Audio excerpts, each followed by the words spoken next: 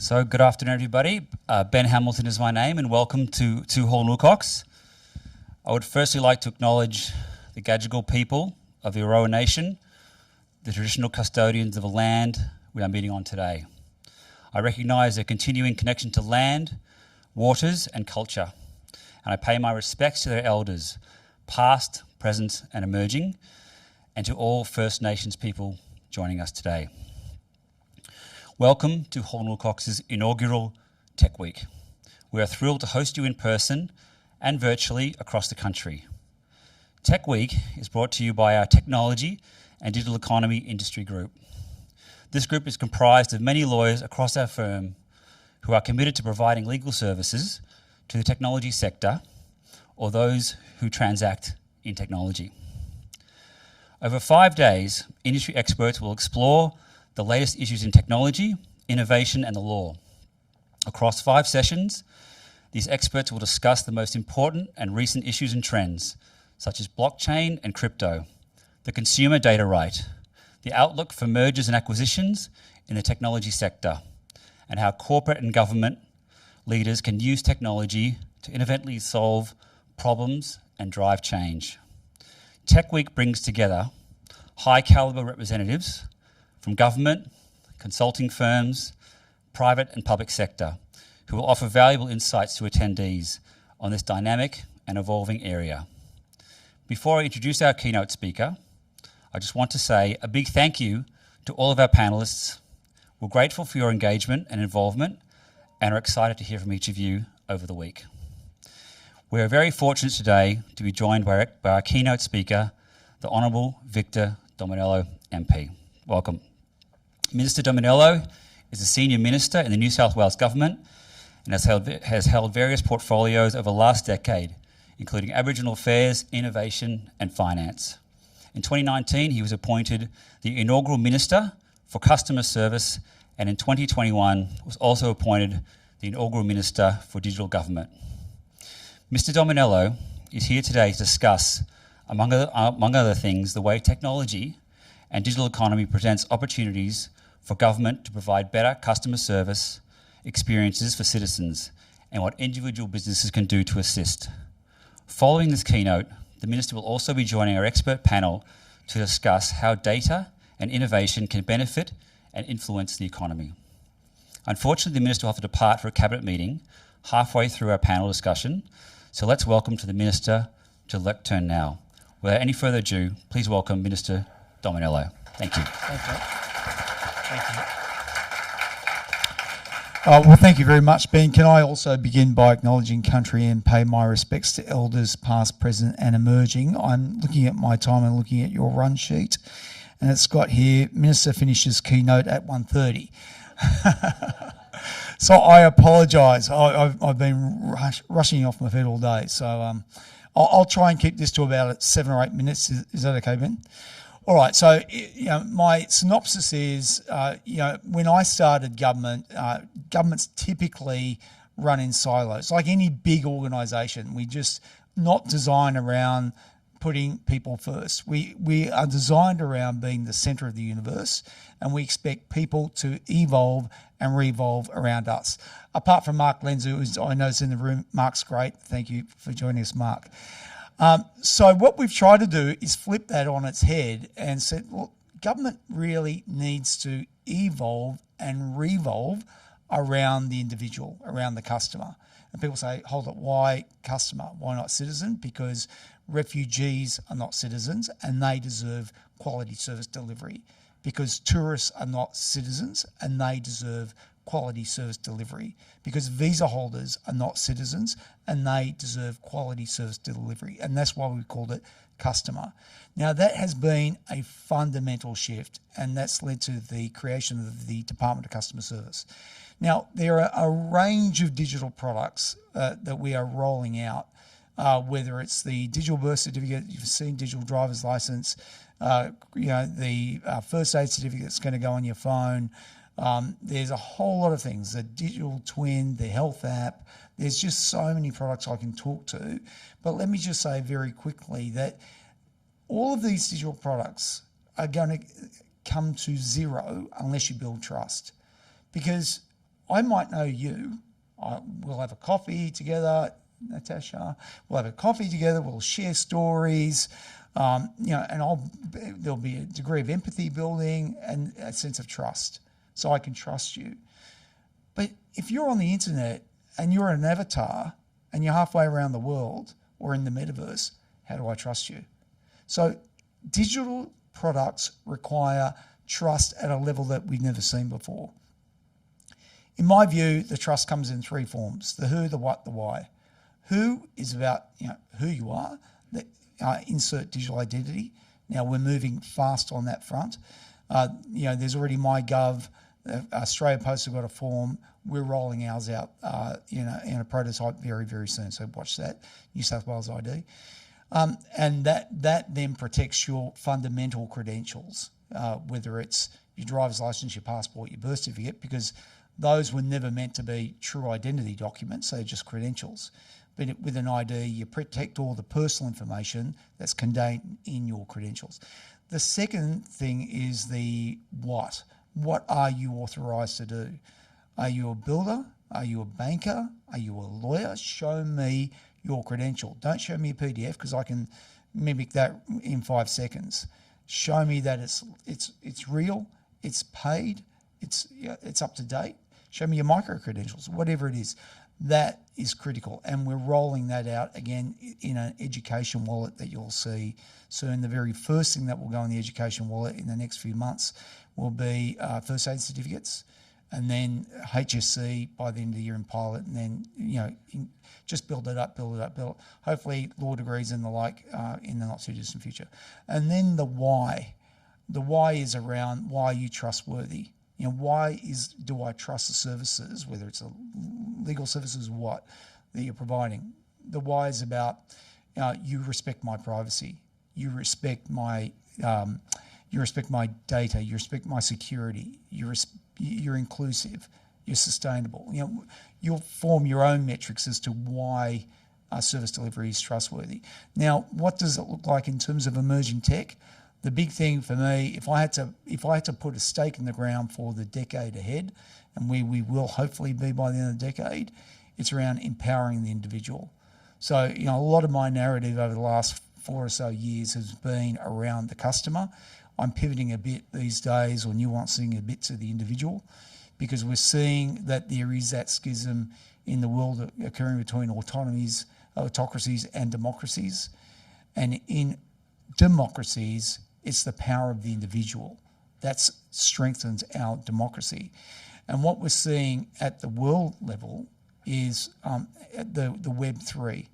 Now, Sir Tim Berners-Lee, who started the internet all those years ago, he's now working on Web3. Now, Web3, you can talk about blockchain, you can talk about NFTs and stuff like that. Sure, crypto and blockchain.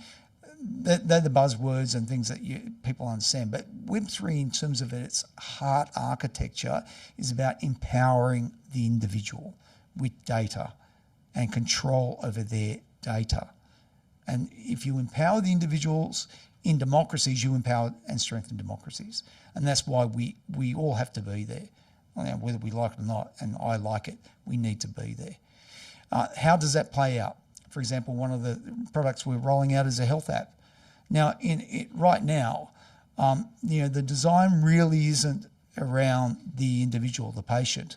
It's all around institutions like, big pharma, big health, the big end of town. But it needs to go to the individual. So in the health app, right now, I can go into my health record. But when we're building out my health app, so it will be your app, the individual's app. And that means data portability. And this is where we all need to be, hopefully soon, I imagine definitely by the end of the decade. And that means me as an individual, I've got control over my data, my pharmaceutical records, my pathology records, my x-ray records. They come with me. So if I go from doctor to private hospital to public hospital to local council health service to private to NGO, whatever, I can share on my terms my secure private information. rather them having it all, sharing in the background, and me having to do consent forms as the plumbing goes behind the scenes. The plumbing needs to come back to the son, the individual, and then we control where we want to take it. That empowers trust, because that means you're empowering the individual. So that is critical. That's my 7 minutes. So I'll stop there because I'll talk forever. And you want to have a panel discussion? Do you want to start that soon? I'm happy to take questions, but probably better through the panel because I know we're lost of time. Okay, so thank you very much. Thanks for having me. All right, cheers.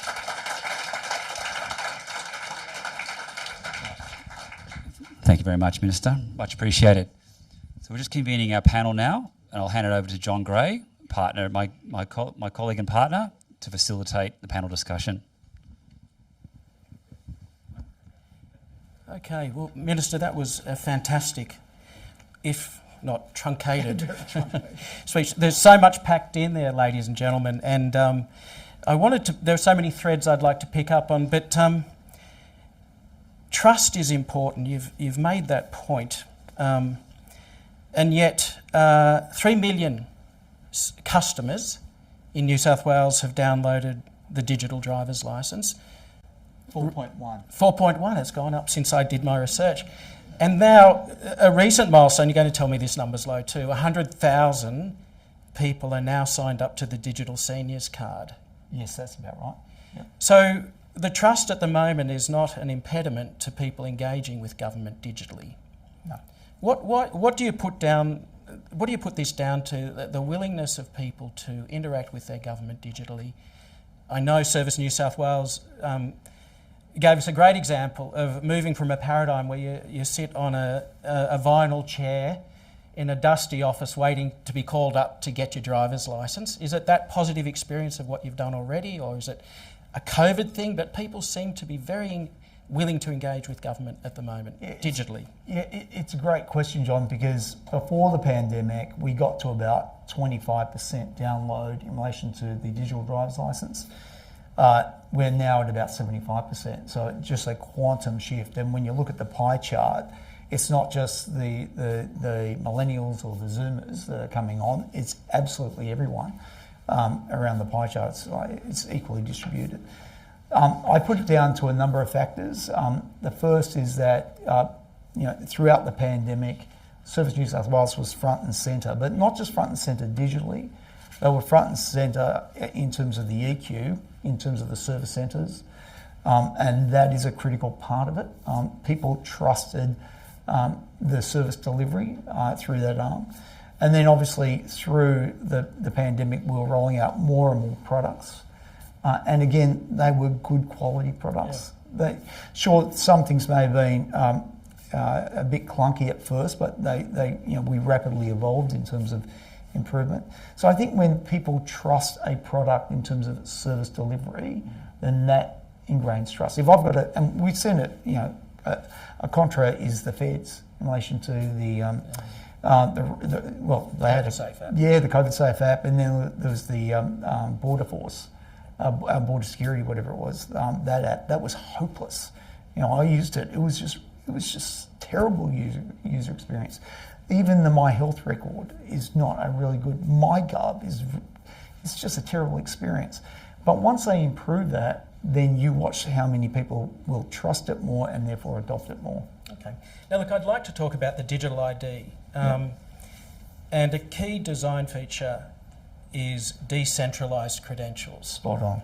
Yep. So you've said in the past that the parent who takes their child to Little Athletics has to hand over the kid's birth certificate, and some volunteer on the card table photocopies it, puts the photocopy in a filing cabinet, and there's mum's name, date of birth, dad's name, date of birth. And that's security. It's in a filing cabinet. And that goes into the cloud, and then who knows where that goes. A key design feature of this decentralised credentials. So government doesn't store the digital ID Spot on. Yep. data. Would you like to talk to that a bit? Yeah, and that goes to trust again. Like, I can well understand the age when one of the people I follow is Yuval Harari, and he's my favourite dystopian because he does say, this is a fine line. We can either go in a really bad a corporate Big Brother world, corporate and state Big Brother world, or we can actually improve our democracy through decentralised data where we have more control. And I think that is a non-negotiable. We have to go there. So we need to make sure that the individual has control of their data, who they share it with, and the like. So it means that government does not, have a snail trail and can piece together. And we had that example in relation to the COVID with the check-in feature. We actually made sure, and I think that went to trust as well. Oh, I know it went to trust. We said that this data only goes to health, and there was a pipeline only to health. Police can't access it. Nobody else can access it. We actually enshrined that in law, because once people realise that can go to the broader reaches of government, then people aren't going to use it. And the digital ID, the digital credentials sit in the wallet on the device, and then the user controls who they share it with. Absolutely. So that empowerment is important. So turning to you, Paul Franklin, you're at the ACCC in charge of the consumer data right. That's right. And it lets individuals determine who holds their data and who they can share it with. And there was a report recently, the Future Directions Report for the CDR, which said soon individuals should not only just determine who their data is shared with, but be able to initiate actions. So how does the ACCC see that empowerment of the individual to control what happens to their data? That's right. So CDR grew out of a report by the Productivity Commission in 2017 that said data is an asset that should be at the control of the consumer. The ACCC's role is to accredit data recipients so that there's an environment of trust, which is really important. We also hold a register of all the participants so that with encryption keys, so that data can be shared securely between banks and fintechs, for example. That could also be government agencies as the data holder or as the data recipient. The data doesn't flow through the ACCC. We simply hold the encryption keys, and any designated data holder or voluntary data holder and any data recipient accredited by the ACCC can share the data. So it's important from a competition perspective that if you look at the banking industry, some of our banks hold up to 30% of the data in the banking system, and some of them hold almost nothing. Under the CDR, they've all got access to the data for 100% of consumers if the consumer wants them to have access to it. So next time you apply for a home loan, for example, instead of having to collect pay slips and bank statements and then email them unsecurely to the lender, you can just direct that your data is passed across to your new lender and they can give you a more competitive offer. So it's about competition, it's about the consumer, but consent is absolutely critical to making sure that consumers trust it. And it really, consent is the key to getting privacy and empowerment right for the consumers. Yeah. Minister, you spoke about putting the customer at the centre of the data ecosystem or the data universe. And one thing I've seen you talk about in the past is how ironic it is that I can order a pizza and have it delivered, and then I can rate my experience, but I can't do that for government. What would you like to see? Well, you can rate your experience with government, because like I've said this before, that every time you're able to provide feedback on a service delivery, that's like a micro election. At the moment, government's a monopoly. We're here for 4 years or 3 years, whatever the case may be. And the only way to get us out is 4 years. But that means you're going to have a lot of bad service delivery, and that pressure builds up, and then you'll have a pretty nasty election result. But wouldn't it be good if you kept us to account through every time we deliver a service? I like you, I like the service, I don't like the service. That builds trust. Yep. But that is just in relation to service delivery. But the service delivery in many ways is like, going back to that universe metaphor, is about the things that we can see. When I talk about the individual, it's about the dark matter, the stuff we can't see. So do I feel safe? Do I feel trust in this environment? Even though I'm not absorbing a service, do I know that the government is protecting my privacy, blah, blah, blah. And that's why it's the power of one, the power of the individual is critical. We'll come back to that trust and talk a bit more about it. But you're talking about great service for consumers. Yeah, definitely. The consumers here being customers, being citizens, refugees, tourists. Jenny Young from EY, how can organisations use data to deliver great customer experiences, just as Minister Dominello is talking about for government?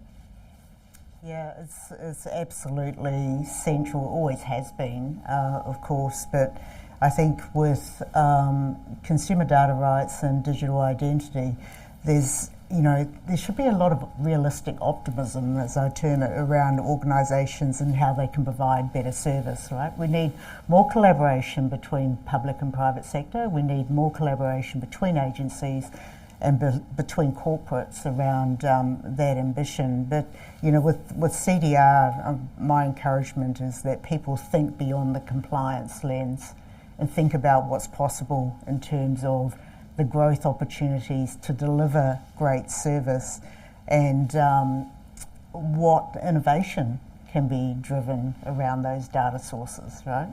And think about some unique partnerships to really fully leverage that data. We don't know everything that's possible, and I think organisations shouldn't feel that they have to try and do everything themselves, because increasingly more is more. More thinking, more opportunity, more capability.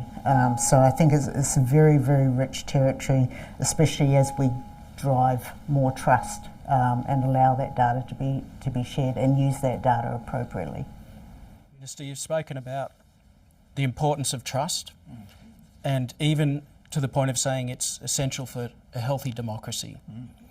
Now, we've got Jenny Young from EY, Tom McMahon from the Tech Council of Australia, and Natasha Doherty from Accenture. So we've got some senior private sector people here. I'm going to ask you, what would you like the private sector to do to create this ecosystem of trust to support government's efforts with the digital ID and with all of the fantastic products you've spoken about, like digitising the Blue Book and so on?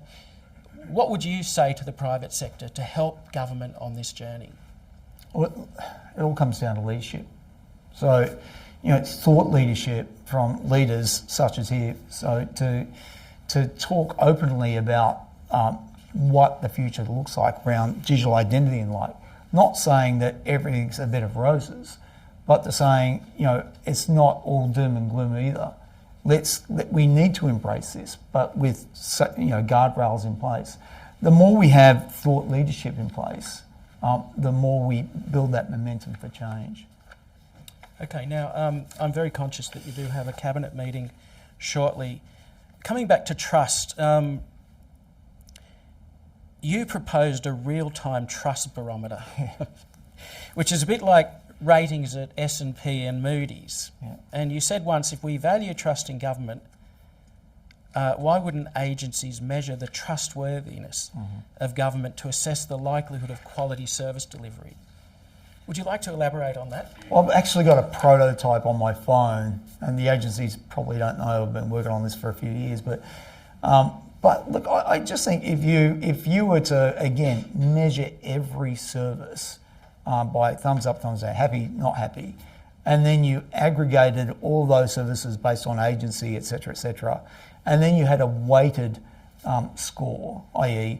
the people say, health is my number one priority, collecting rubbish is my last priority. So then you get a weighted index of basically the happiness or unhappiness, satisfaction or otherwise, of government service delivery.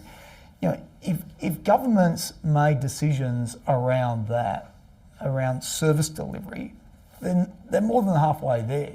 Because we don't get elected because, we're superstars. We're D-grade, celebrities. Like we get elected to provide services, and if we don't do that right, then everything else starts falling apart.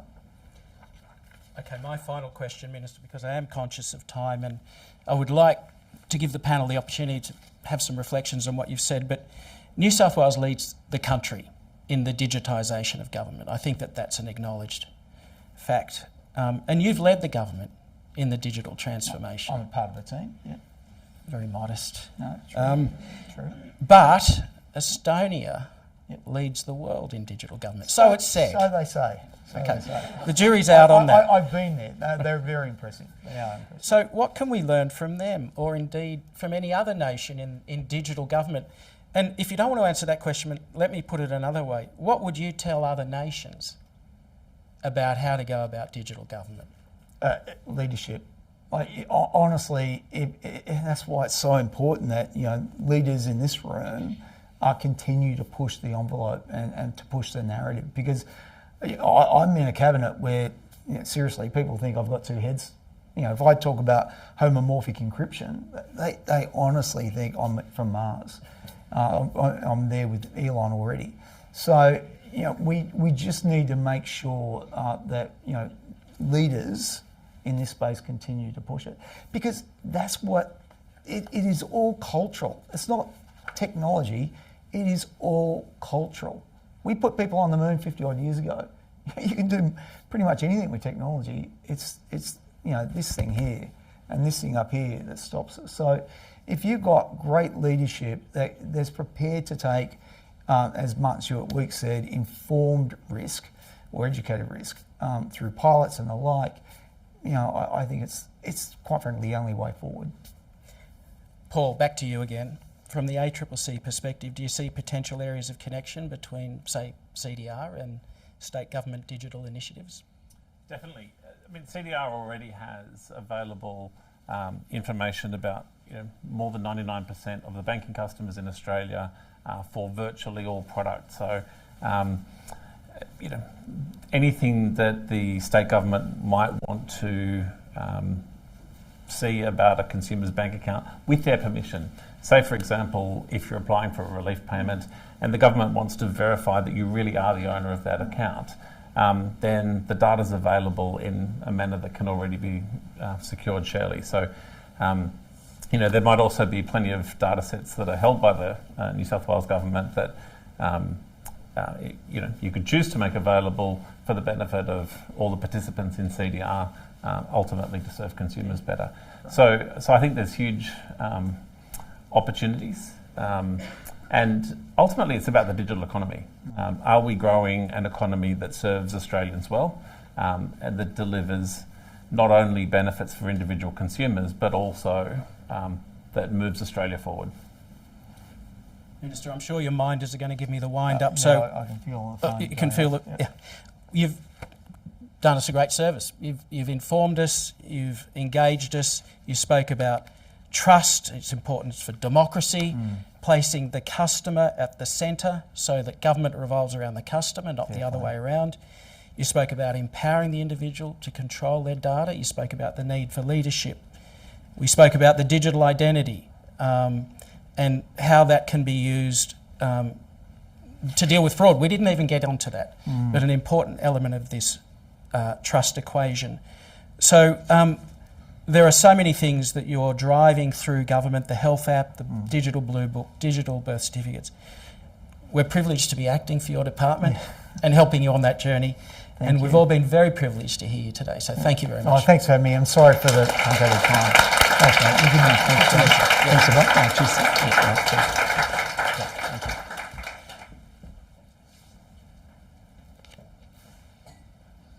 So we've got another half hour, and Tom, we started out talking. My first question to the Minister was the willingness of the populace to engage digitally with government. And speaking of engagement with government, you represent the tech sector because you are Deputy Chair of the Tech Council of Australia. Deputy CEO. How do you think the tech sector can work more effectively with government? And if so, what would it like to see happen?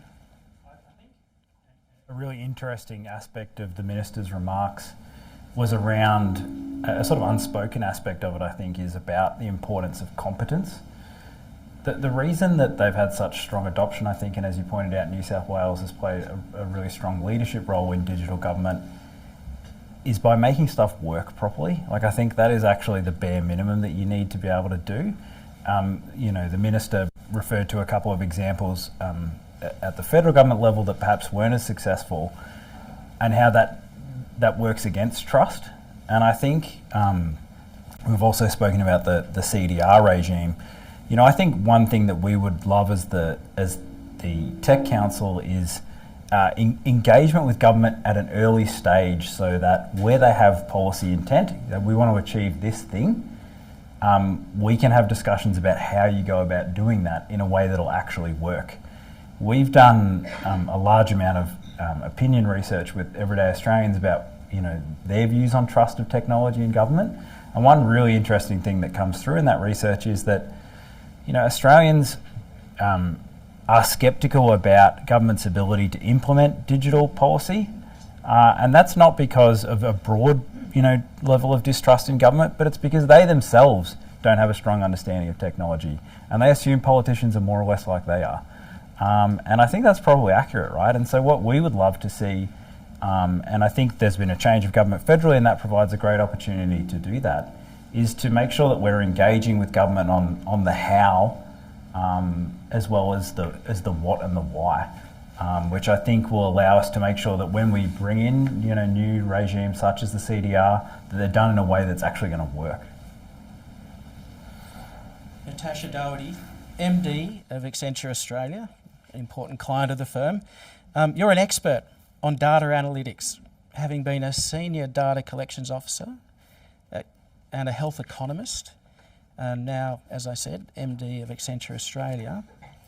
I'm going to now switch the conversation to innovation.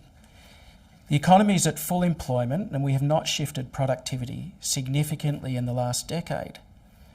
What role do data and innovation play in the economy of the future?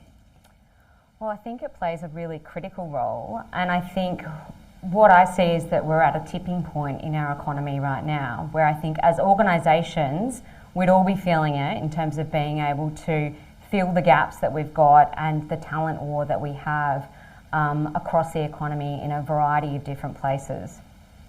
And so I think what this really lends itself to is an opportunity for us to look inwards around how we can do things better and how we can adapt and change the way that we're doing things to be more innovative and use our human capital and our physical capital in a better way to improve productivity across the whole of the economy. And I think if there's going to be any time for that, I feel like we've been a little bit lazy, if I have to be honest. We've lent down too much on sort of some of our sectors and not really sort of charged into the change that we need to make as an economy to adapt to this new future that is coming. And so I think now, if there's any time, would be a really good time for us as organisations and as government to look at how we support changing the way we do things, being more productive, using innovation, and that means using technology and data to drive that as well. So I'm very hopeful that I think we can face into the challenges that are coming ahead, because there will be some, but it does mean we need to review that what we've done in the past may not suit the future that we're looking into. Presumably data analytics and artificial intelligence, which Accenture is very strong in, is a big part of meeting the challenges of the future. Paul Franklin, does the CDR enable deep data analytics for deriving insights and then in turn sharing insights? Because you've got these very rich data sets that may be shared. Yes. Could you talk to that, please? So CDR provides at the moment banking data, and from the 15th of November it'll start extending into energy data. So you'll be able to see, for example, what's the usage of energy in my home right now. And it's available fast, and you can choose whether it's a one-off consent to give a lender my banking history right now, or set up an ongoing consent so that a data recipient can continue to receive data. And then it's really up to the private sector to work out what to do with those insights. But to give you an example using the energy sector, right now I get information about my energy usage once a quarter in an email about a week after the end of the quarter. And it's too late at that point to change my energy usage. But if I know right now that energy usage is above usual and it's happening right now, then it could be that the heater's on and someone's left a window open. So I can, as a consumer, I can make an immediate choice that changes an outcome that's relevant to my life. And as you move to a decarbonised economy, having data that drives decisions about our energy usage, about all sorts of aspects of our life, can help deliver all sorts of better customer experiences. Jenny Young, from EY's perspective, what approaches would you recommend for businesses to get the most out of the opportunities presented by the data from the CDR, including data that can be used for with artificial intelligence to derive insights, and the opportunities presented by access to government data? What approaches would you recommend for businesses to get the most out of that? Yeah, and building on Paul's comments, absolutely, CDR is the opportunity to really optimise products and services for customers, and that shouldn't be underestimated. We were just having a conversation around, what do customers, consumers actually value. When you can see what their actual usage is, you can much better personalise that outcome. And we know that when customers have a great onboarding experience, i.e. the first few months when they join a business, their total customer lifetime profitability increases markedly, right? So there's a huge return on doing that well. And it feels quite fundamental, but when you've got access to the data, that's absolutely within your gift to do that. So. And also, of course, if you don't, as an organisation, someone else is very likely to do that. So there is a compelling reason to get to that outcome. But certainly when you put on top of that artificial intelligence and the ability to draw real insight, then the service opportunities are fantastic. So that's why I was calling before for that optimism around what you can do, and don't just view this like a compliance exercise. But I do love your comment too, Tom, around how do you collaborate and get onto these opportunities really early with whatever stakeholders and partners you want to include in that ecosystem to generate new ideas. Tom, your website has published a number of excellent use cases showing how, Paul, the ACCC website showing a number of fantastic use cases showing how open banking gives the private sector opportunities to develop new business models. In fact, one of our clients, Doherty, is the first private sector organisation to be a accredited data recipient who uses CDR data to build a new business model. Now, Natasha, you mentioned to me that Accenture believes CDR can push innovation to startups like our client Doherty. Would you like to elaborate on how CDR can assist startups? Yeah, so we have seen a lot of new startups come into, particularly my areas in the social and health services sector, using sort of that personalised data to actually sort of target clients and help them to customise things like the NDIS packages. And so we're seeing sort of old industries that have, been very much based on bricks and mortar and human capital in the way that they deliver services, really transforming the way that services are accessed and also delivered to some of our most disadvantaged and vulnerable people within society. And there's more and more of that I'm seeing happen in that sector. And that'll be really interesting to look at down the track, sort of how that might change and transform the way we think about delivering social services across Australia. And then also, adding to that, like how those things are connected. So how they link, going back to the Minister's comments around linking up and getting access to data, how the consumer becomes the centre of owning those data points of their journey and are able to control or navigate their own access across the social services sector. And how that then feeds back into government to say what's working, what works for an individual sort of who is experiencing disability in regional New South Wales in terms of assisting them to have a full and better life, or what works for someone who is a single parent on welfare on the North Coast, sort of what works to help them to get, have better and more fulfilling outcomes within their lives. So I think there's multiple benefits that come from that. You've got the consumer benefit, but then you've got the flow-on implications of the richness of that information to support better policy and better investment as well. I'll come back to that policy point and societal outcomes. Talking about CDR benefiting startups, and there are opportunities for innovation, and Jenny, you talking about how businesses should try to get the most out of those opportunities. Tom, on the Tech Council, you represent overwhelmingly mature tech companies. What policy settings would you like to see government implement to assist the tech industry to maximise the benefits of CDR and the availability of data for driving innovation? Yeah, I think, as you rightly point out, the TCA's members are, disproportionately some of our more successful tech companies in Australia, but we do also represent, I think, 16 VC funds in Australia, and through that we have a really strong link to Australia's startups and get advice from those VCs in terms of the needs of their portfolio companies.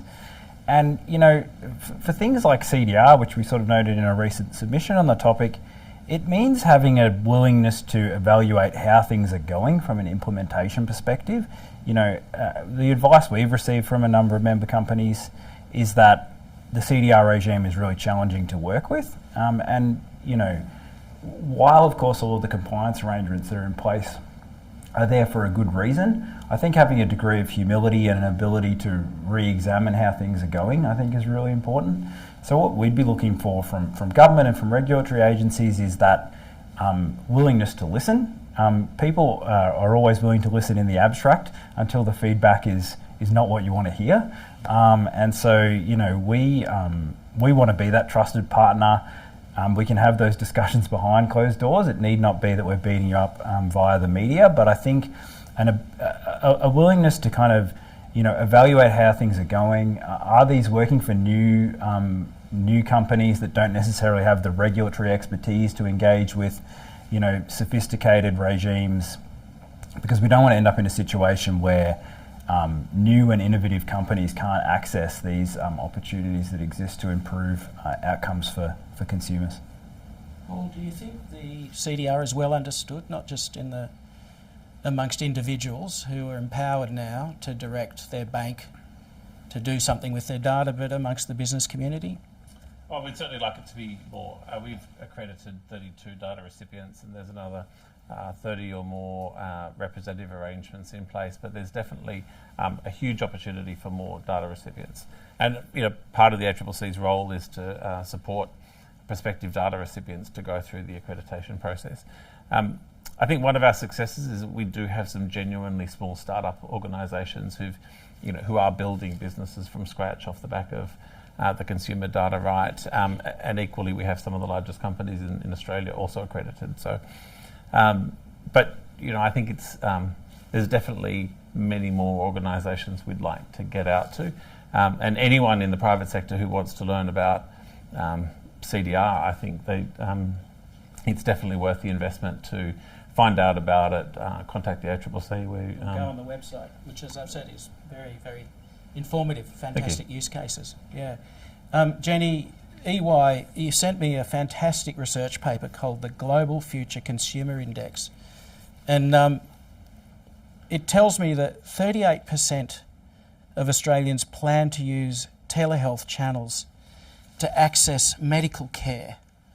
Do you see that number growing? Is that what the research shows? This seems a bit of a tangent, but I am going to circle it back to societal outcomes. I think it's very relevant, yes. So it will grow, to your question, John. And what's happened, of course, is through the pandemic, everybody was forced to go online a lot more. So as we've talked about today, there are a lot more use cases that people have online, and it's working. So the intent is positive. But, of course, you've got to be able to deliver on the promise and be trustworthy. And I like the Minister's analogy that if you think about each transaction as a mini election, you've got to live up to that to get that behaviour the next time, because consumers quite rightly have a very high standard, and their reference is the last great or poor transaction they had. You know, that becomes a reference point for them. Absolutely. Only as good as your last deal. Yeah. Natasha, health is a significant part of the economy, just talking then about telehealth, and contributes to the effective utilisation of human capital, yet it's growing in cost to the government. So do you think we effectively use data and innovation to support improvements in health outcomes, or can we do better? I definitely think we can do better. We have made some headway in New South Wales. I know there's a lot of work going on around use cases for, you know, the application of data sharing and those sorts of things. There's been a lot of work that's been done around the innovation agenda across the states in various pockets. And I deliberately say pockets because the problem with that is that it doesn't generally get scaled very well. You know, we like to try things. We'll try something new and shiny and give it a go, but then to scale it and make it work at a larger level to really make the systemic change that we need within the health sector, we don't do that very well. And I think some of the barriers to that sort of are around state and federal relations and funding models and getting some of those things right to better incentivise coordination and collaboration across the various parts of our health system. So I think there's a willingness to look to use data to support innovation, to implement new models, to make sure that we're delivering care at the most effective, cost-effective level within the whole system. But I think we've got lots of other structural issues that we need to overcome to actually make that real and to make that happen. So yeah, lots of challenges ahead.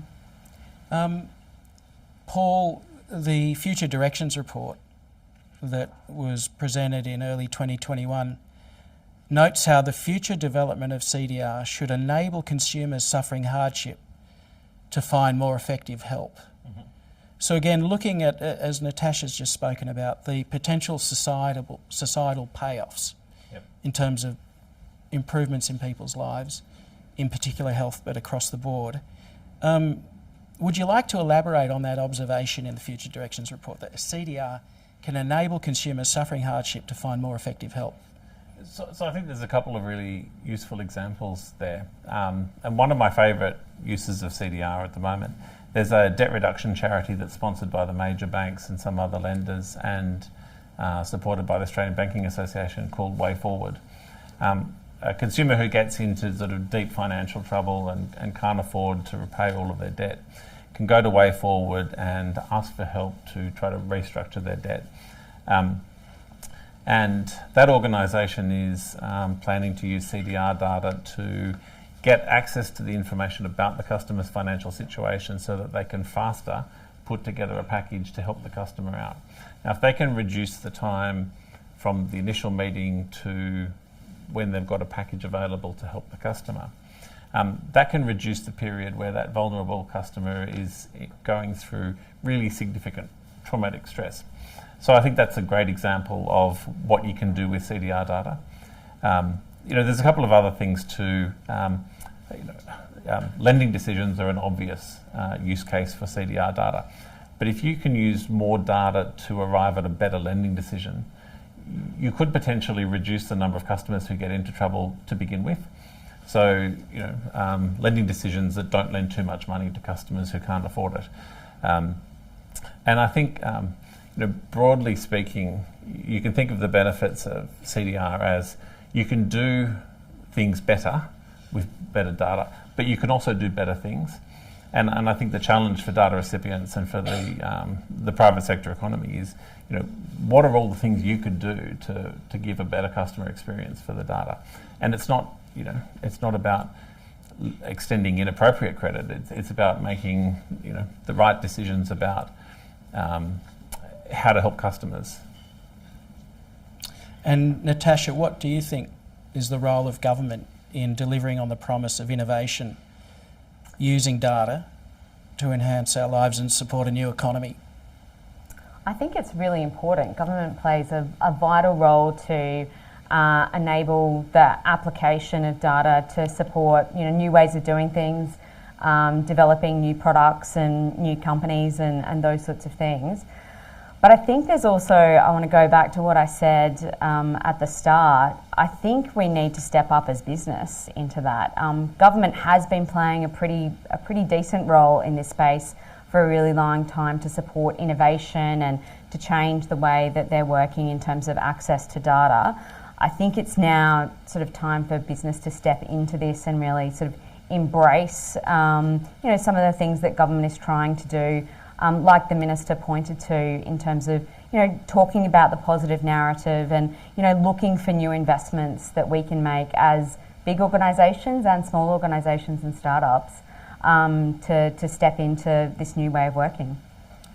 Just picking up then, Tom, given the role that government can play, do you think you're going to get good traction with the new government? What are the early signs like? Yeah, I think, Talking at the federal level. Yeah. So a new government, I think, provides a chance to look at things afresh. You don't have to protect your legacy on a bunch of different issues, which I think is a really useful opportunity. And I think one thing that we haven't spoken about so far, but which is critical, is that if you want to do any of these things as an organisation, you need the skilled talent to actually implement these initiatives, right? It's one thing to talk about the promises of data, but if you don't have the analytical talent, then you can't implement it. And that's been a really massive focus for us as the Tech Council, but it's clearly a large focus for the government. They've got the Job Summit coming up at the start of September. We're really excited. We've got 3 reps from the TCA board who'll be attending that summit. And a key theme that we're pushing is that if we want to enable increased digital adoption, both in the direct tech sector but across the economy, talent is the number one barrier that currently exists to that. We've been working on a great report with an excellent TCA member company, but excellent economic analysis from Accenture, which really goes into what the major causes of this issue are. And one key cause is just that, people are not aware of the opportunities that exist in tech and digital, right? Like people's parents, school teachers, they didn't work in these jobs, so they can't tell school students about them. And so we really need to improve awareness about the opportunities that exist in tech, both, as I mentioned, within the direct tech sector, but across the economy, because without that skill base there, then we're really not going to live up to the promise that new regulatory regimes like CDR or the great work that Minister Dominello is doing here at a state level, they depend on the ability of organisations, both in the public and private sector, of having that skilled talent there to actually implement them. So, as we near the end of our time, trust has been a big theme. The Minister mentioned it.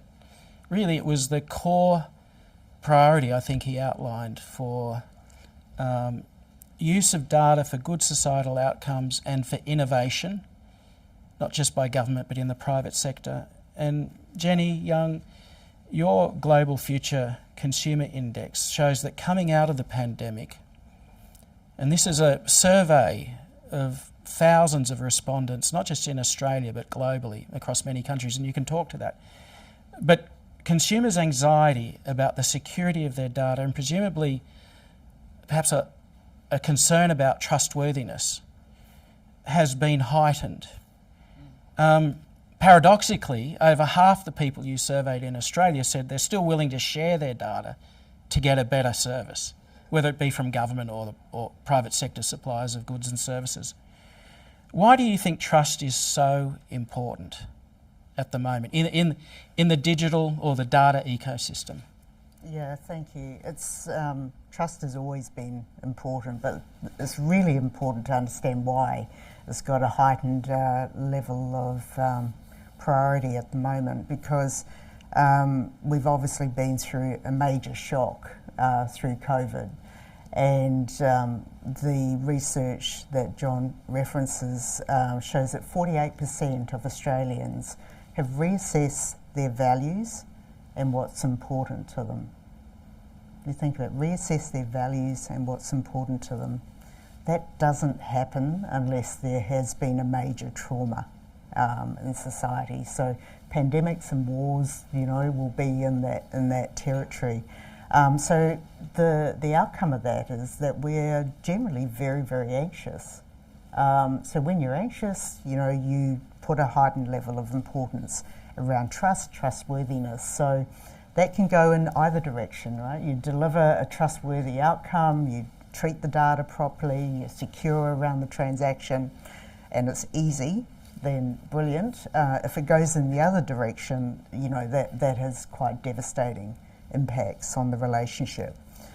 So very important for people to genuinely respect that and know where it's coming from. We all know what it feels like if we're scared, right? You're very vulnerable.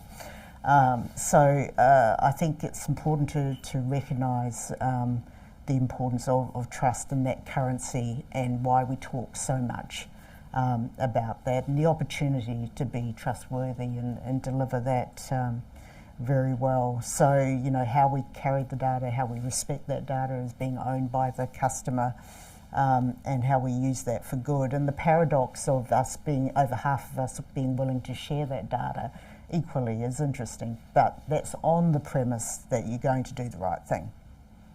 So if you think about it, there's a beautiful relationship there, that you do the right thing, you'll get more repeat service, you'll get a great outcome. So, the principles, the guardrails are clear, but of course it's not that straightforward.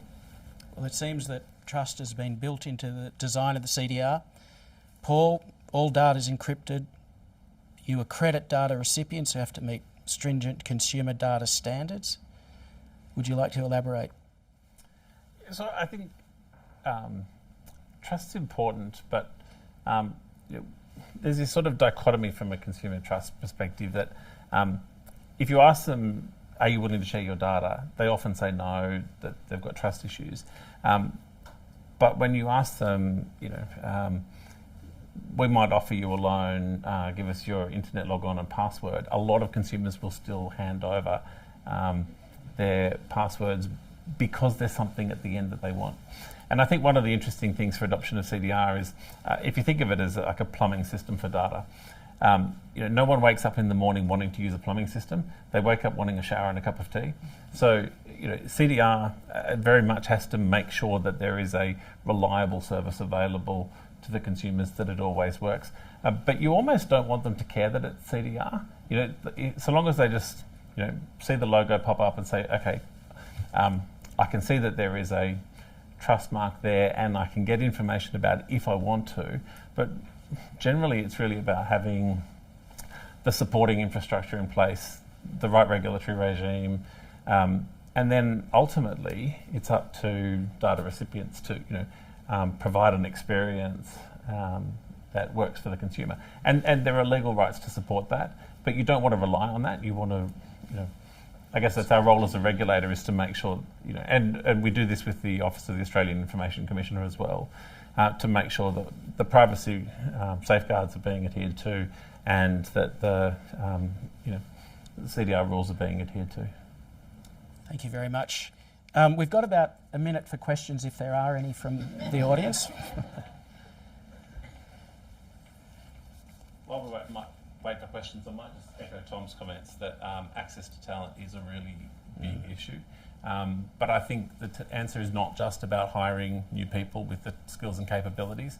I think every organisation needs to bring in talent, but also to develop the capability of the people who are already in our organisations. And that's a really big challenge that everyone we deal with is saying the same thing. Yeah, absolutely. I think, we've done a really, please, it'd be great for you to go check out the report that we've done on our website with Accenture, where we've dived into all the different facets of this. And one key thing for organisations recognizing and developing that talent that you have internally, because the fight to bring in talent externally is vicious. Like currently, everyone is looking for this talent, everyone needs these skills. So recognizing who you have in your organisation, developing them, working with training partners, so that you have that capacity is going to be critical to your organisation's ability to be able to successfully implement digital transformation. Eden. Firstly, thank you very much for a really fascinating panel discussion. My question was for Paul. Having looked on the ACCC website, it talks about telco or telecommunications being maybe the next sector that is looked at from a CDR perspective. Are there any other sectors that are currently being considered by the ACCC? So the policy work for CDR is done by Treasury, and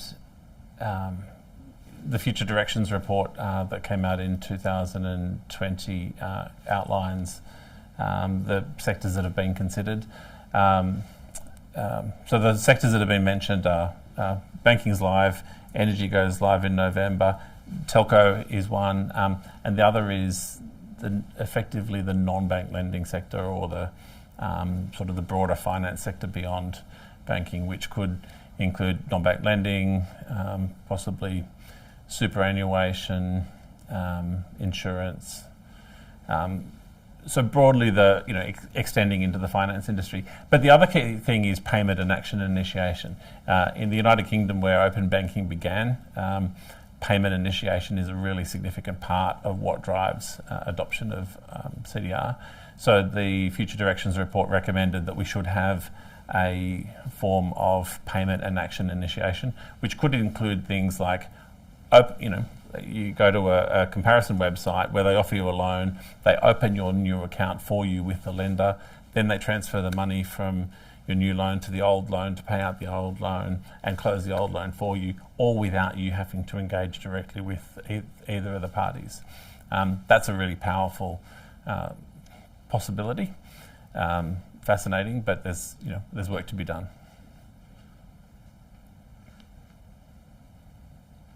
Well, as it looks like I've asked enough questions and we've had one more, I would like you to join me in thanking our panel.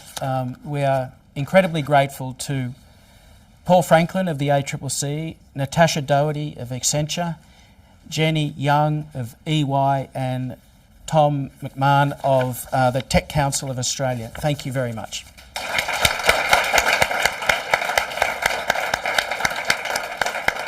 And to those in the room and online, we have another session tomorrow and throughout the week, so we look forward to your company then. Thanks very much.